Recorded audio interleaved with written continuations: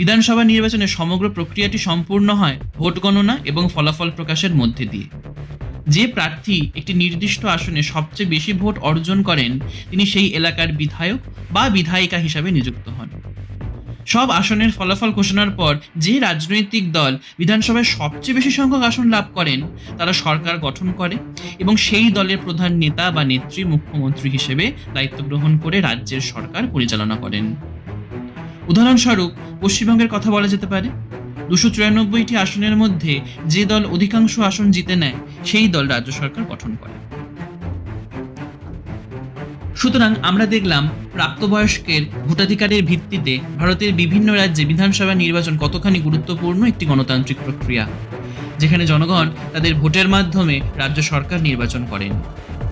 Vote কেবলমাত্র একটি অধিকার নয়, জনগণের ক্ষমতার সবচেয়ে বড় বহিঃপ্রকাশ।